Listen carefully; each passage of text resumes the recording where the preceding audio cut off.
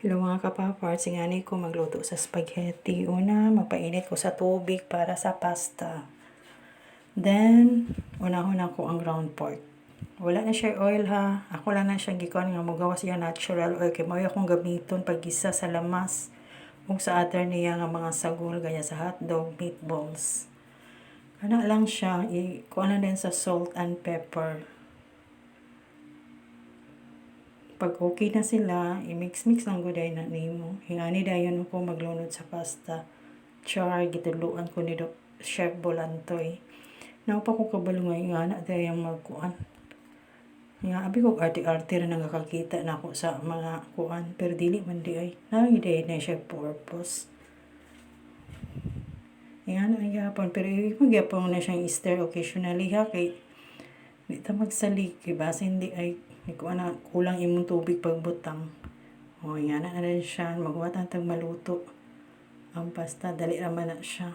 Then, mag-ukay-ukay ta diri. Ng mga sagol. Kanira gid ang sagol amo ani. Ang uban na ayuda. Atong pasta di ay ayuda to.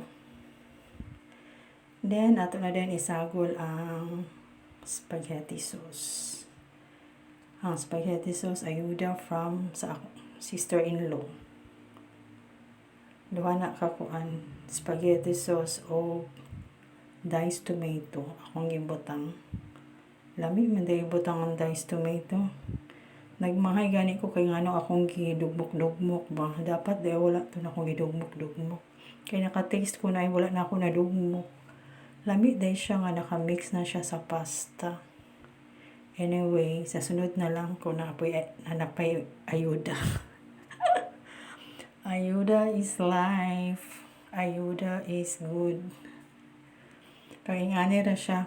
Morning naka-decide ko luto atong office day o spaghetti. Kay nangulat man ko ni friend nga maghatag og kuan biko. Wala man day siya dayon og hatag biko.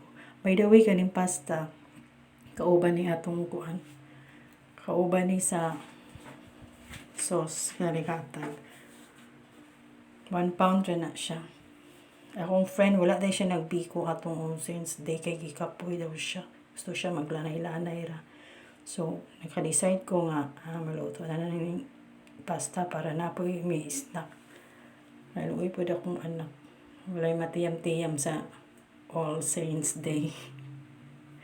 Bitaw kani siya kuan mo ni ang magikuan para lunch, snack, dinner, ana. So nakatipid. Salamat sa ayuda. Bye.